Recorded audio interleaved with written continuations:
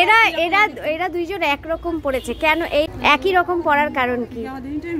হ্যাঁ, পড়ার কারণটা হচ্ছে আমরা প্রায় সময়ই আমাদের মানে সোশ্যাল ওয়ার্কের এই ধরনের কার্যকলাপ হয় যেখানে আমাদের এক ধরনের শাড়ি পরতে হয়। আচ্ছা, যার জন্য আমরা সবাই প্রায় 7-8 জন পড়ি।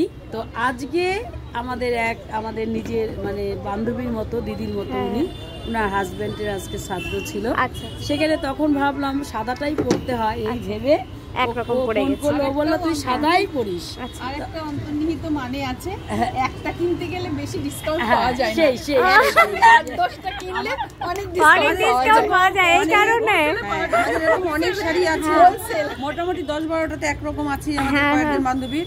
আর তাছাড়া আমাদের বাসন্তী পুজো যদি ভাসান হয় সেটাতে আমাদের 70টা শাড়ি একরকম আছে, যাতে করে আমরা একরকম একই ড্রেসে সবাই বেরোই। আর এরকম শাড়ি অনেক, এরকম করলে ডিসকাউন্ট প্রচুর পাও। আর কালকে তোমাদের দুঃখের কাহিনী কেন এত বলো? কালকে আমরা এখানে স্টল দিয়েছি এক নাম্বার। কাঞ্চনজঙ্ঘা কোথায় হচ্ছে সেটা বলে দাও। ওটা হয়েছে কাঞ্চনজঙ্ঘা স্টেডিয়ামে, ওটা আমার বাড়ির পাশে। খুবই মানে আনন্দের বিষয়। এখন আমরা স্টলে বিক্রি করব, টাকা ইনকাম, খুব আনন্দ ছিল। পশ্চিমবঙ্গ দিদি যে তোমাদেরকে এত সুবিধা দিয়েছে এটাও একটু বলো। দিদি তো সবাই তো ভাবে দিদি শুধু চপ শিল্পকেই ইয়ে করে, কিন্তু দিদি যে আরো কিছু করে সেটাও বলো। আমরা দিদির সৈনিক। আর দিদি সত্যি মহিলাদের জন্য এত কিছু করছে, সেই লক্ষ্মীর ভান্ডার থেকে শুরু করে আজকে যে যারা হাতের কাজ জানে, যে মহিলা 1টা টাকাও ইনকাম করতে পারতো না, সেটা কিন্তু দিদি আজকে জায়গা করে দিল। ওটাই, যে কোনো মানে ইনকাম টাকা ছাড়া এই রকম যদি উদ্যোগ থাকে তাহলে কিন্তু আমাদের লক্ষ্মীর ভান্ডারের প্রয়োজন হয় না। আমরা কাজ করে খেতে রাজি আছি, তাই তো? আচ্ছা, এটা একটা গেল। এইবার কালকে তোমাদের দুঃখের কাহিনীটা একটু বলো। দুঃখ না, কালকে আমাদের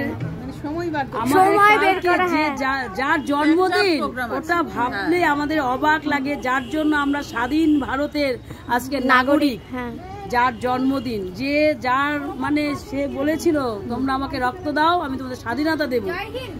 এইটাই করে আজকে দেশ আমাদের স্বাধীন হয়েছে। আমরা স্বাধীন ভারতের নাগরিক। তার জন্মদিন সকালবেলা আমরা যাব, যার জন্য আমরা আসতে পারবো না।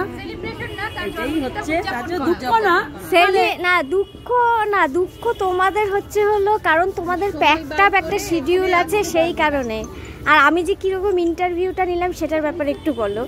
ভালো, সত্যি এইটুকুন বয়সে আর এইটুকুন হাইটে এত বুদ্ধি, সেটা খুব ভালো। দাঁড়াও ভালো লাগলো। জয় হিন্দ, জিন্দাবাদ, জিন্দাবাদ।